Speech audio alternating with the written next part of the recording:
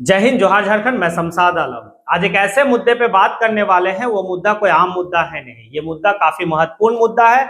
आखिर supreme court ने 15 फरवरी 2024 को जो चुनावी बॉन्ड है, इलेक्टोरल बॉन्ड है, उसे निरस्त क्यों कर दिया, उसे असंवैधानिक करार क्यों दिया। ये बात जो है काफी महत्वपूर्ण है। ये बात भारत के जितने भी तमाम जो है कि बुद्धिजीवी वर्ग के लोग हैं, या पढ़े लिखे लोग हैं, या सामान्य लोग भी हैं, ये सभी लोग को जो है कि इस मुद्दे पे सोचना चाहिए और विचार करना चाहिए कि आखिर सुप्रीम कोर्ट ने कौन सा जो है कि फैसला सुनाया जो पूरे भारत के लोकतंत्र की हित के लिए था। ये काफी अहम फैसला था, काफी अहम जो है कि आदेश है। और वो सुप्रीम कोर्ट एसबीआई को क्या कहा इलेक्टोरल बॉन्ड के संबंधित मामलों से, इस सभी बात को हम लोग इस वीडियो में बात करेंगे। आप लोग जो है इस वीडियो में अंत तक बने रहे। और पहला जो है कि इस बात को समझते हैं कि चुनावी बॉन्ड है क्या। चलिए चलते हैं और समझते हैं। 2017 में लोकसभा में एक विधेयक आता है और वो विधेयक है चुनावी बॉन्ड के रूप में। उस समय के तत्कालीन जो है कि वित्त मंत्री अरुण जेटली साहब इस दुनिया में नहीं रहे। वो अरुण जेटली साहब इस बिल को लाते हैं। और किस रूप में बिल को लाते हैं? ये जो चुनावी बॉन्ड बिल को जो लाया गया, इस बिल को जो है कि धन विधेयक के रूप में लाते हैं। और धन विधेयक एक ऐसा विधेयक होता है कि उसे अगर लोकसभा पास कर देता है तो राज्यसभा में जाने की कोई जरूरत नहीं है। वो डायरेक्ट फिर जो है राष्ट्रपति के पास जाता है। राष्ट्रपति जो है कि अपना मोहर और साइन मारता है, उसके बाद वो लागू हो जाता है। तो यहां पर वो धन विधेयक के रूप में लाया गया किसको? चुनावी बॉन्ड को, यानी कि इलेक्टोरल बॉन्ड को। अब समझते हैं कि इलेक्टोरल बॉन्ड क्या है। अब जब है तो ये चंदा रूपी एक जो है कि खेला है। राजनीतिक पार्टियों को चंदा जो मिलेगा वो इलेक्टोरल बॉन्ड के तहत। इलेक्टोरल बॉन्ड एक जो है कि दस्तावेज है, वो एसबीआई के पास रहेगा। हिंदुस्तान के जितने भी यानी कि बैंक है, किसी भी बैंक में इलेक्टोरल बॉन्ड आपको नहीं मिलेगा। कहां मिलेगा? सिर्फ एसबीआई में। जबकि उस वक्त में निर्वाचन आयोग, आरबीआई दोनों जो है कि इस विधेयक के खिलाफ में थे। इस विधेयक को कतई नहीं चाहते थे कि लागू हो, क्योंकि इससे करप्शन बढ़ेगा। इससे जो है कि पारदर्शिता नहीं रहेगा कि कौन कंपनी कितना किस पार्टी को चंदा दिया। क्योंकि स्पष्ट रूप से कह दिया गया था भारत सरकार के द्वारा, उस समय के तत्कालीन भारत सरकार यानी कि मोदी सरकार के द्वारा एसबीआई को, कि आप किसी भी व्यक्ति का नाम सामने नहीं करेंगे, उसके नाम की गोपनीयता रखेंगे। आखिर आपके यहां से कौन कौन व्यक्ति इलेक्टोरल बॉन्ड खरीदे हैं। अब बॉन्ड जो है वो एक पेपर है और वो पेपर 4 पेपर है। पहले एक पेपर की कीमत है 1000 रुपया। सामान्य लोग अगर चाहे तो उस बॉन्ड को खरीद सकते हैं, उस पेपर को 1000 में। और वो पेपर जो है कि जाके अपने राजनीतिक पार्टियों को दे देंगे। फिर वो राजनीतिक पार्टी जो उस पेपर को वापस बैंक में जाके उससे पैसा ले सकता, भुना सकता है। जिस तरह से हम विड्रॉल करते हैं चेक को, बस उसी तरह से समझ जाइए। जबकि आरबीआई कहता है कि भाई नोट जारी करने का जो परमिशन है वो मेरे पास है, लेकिन आप जो ये इलेक्टोरल बॉन्ड को जो है कि आप किसी प्रेस में छपने के लिए दिए हैं, ये बिल्कुल जो है कि असंवैधानिक है। इसे निरस्त किया जाए। उस समय भी आरबीआई जो है इसके खिलाफ में था, निर्वाचन आयोग खिलाफ में था, लेकिन किसी को कहां सुनते हैं साहब तो नहीं सुनते हैं। पहला 1000 का इलेक्टोरल बॉन्ड, दूसरा 10,000 का इलेक्टोरल बॉन्ड, तीसरा 10 लाख का इलेक्टोरल बॉन्ड, और चौथा जो था वो 1 करोड़ का इलेक्टोरल बॉन्ड है।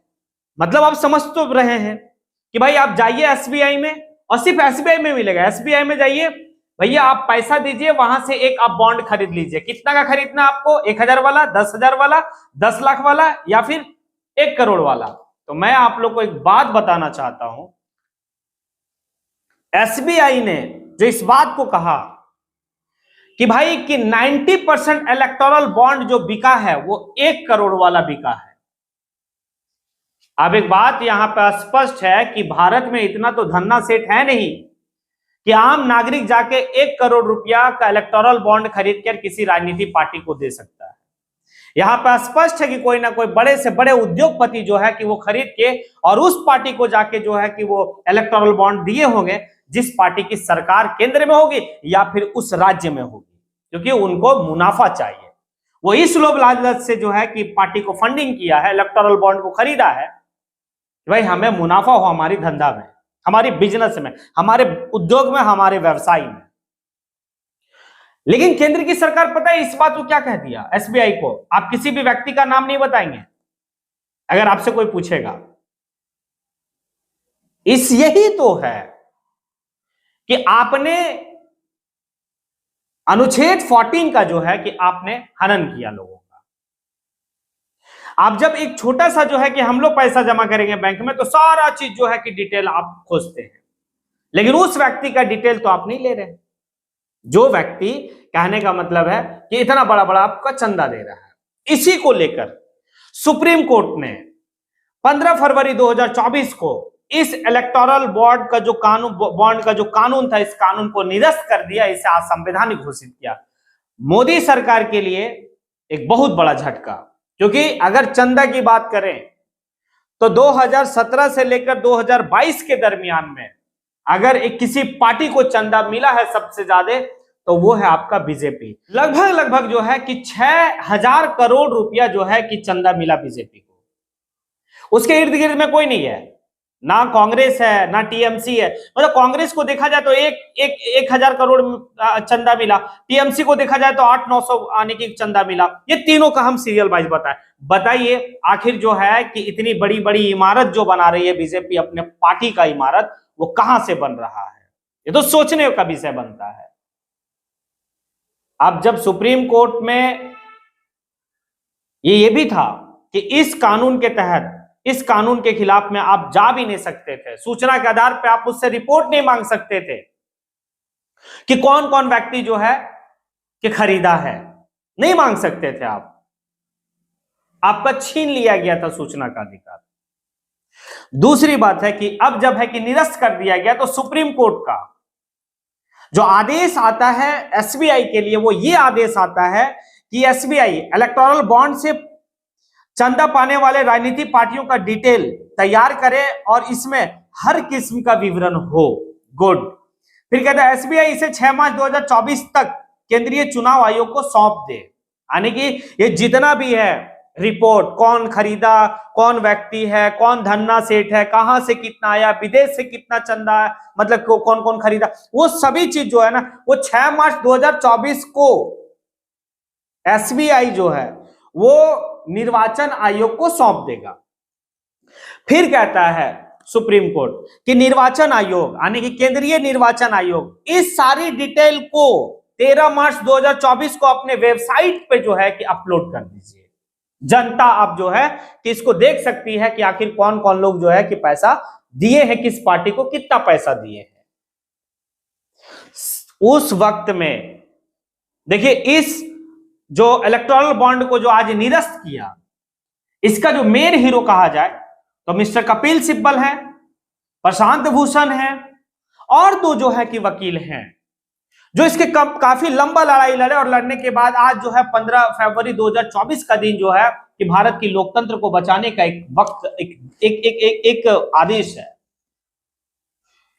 काफी ज्यादा समाज सेवी लोग भी, सामाजिक कार्यकर्ता भी इसको लेकर मुखर रहे, हमेशा रीट आने की, हमेशा जो है कि आरटीआई मतलब दायर किए, कहां पे, जहां पे इलेक्टोरल बॉन्ड जो है छपाई होती थी। क्या आपने अभी तक जो है कि कितना छपाई किया है इलेक्टोरल बॉन्ड और आपने एसबीआई को कितना दिया है?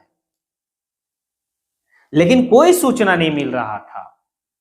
हताश तो थे लोग, लेकिन कल जो है जिस तरह से सुप्रीम कोर्ट का आदेश आया है, जिस तरह से सुप्रीम कोर्ट का फैसला आया है, ये उन लोगों के चेहरे पे खुशहाली है। और सिर्फ उन लोगों के चेहरे पे खुशहाली नहीं है, ये तमाम जितने भी भारत के बुद्धिजीवी वर्ग के लोग हैं, पढ़े लिखे लोग हैं, जो समझदार वर्ग के लोग हैं, सभी लोगों के लिए खुशी का कल दिन था। अब तो सामने आ जाएगा। और दूसरी और सबसे महत्वपूर्ण बात, मैं कोई कांग्रेस पार्टी का प्रवक्ता या मैं कोई कांग्रेस पार्टी का जो है कि मैं कार्यकर्ता भी नहीं हूं, मैं किसी पार्टी का कोई कार्यकर्ता नहीं हूं, लेकिन उसके बावजूद भी मैं राहुल गांधी का मैं आज बात करना चाहूंगा। वो राहुल गांधी जिस समय इस बॉन्ड को लाया जा रहा था, चुनावी बॉन्ड को, उस समय राहुल गांधी को जो है कि पप्पू साबित घोषित कर दिया 2017 में। वो उस बात को कह रहा था राहुल गांधी कि बिल्कुल जो है कि ये घातक हो सकता है, इसमें मनी लॉन्ड्रिंग बढ़ सकता है, लेकिन उसकी कोई एक बात को नहीं सुना। आज उसी का बात सच साबित होता है और लोग उसे पप्पू कहते हैं। सोचने वाला विषय है।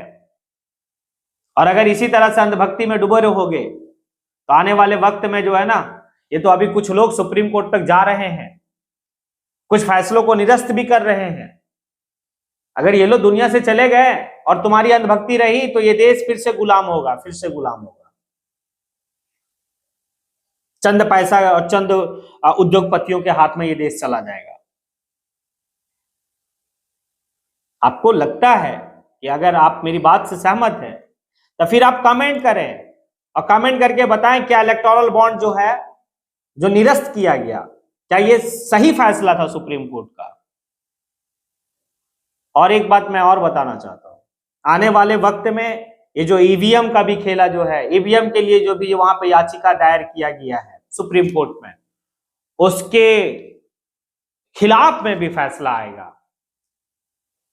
क्योंकि जो धांधली ईवीएम से चलता है, काफी लोग जो है कि ईवीएम को लेकर चिंतित रहते हैं, बिल्कुल जो है कि उसके ये में भी आएगा। इसी के साथ मैं अपनी बात को यहीं पे समेटता हूं। जय हिंद।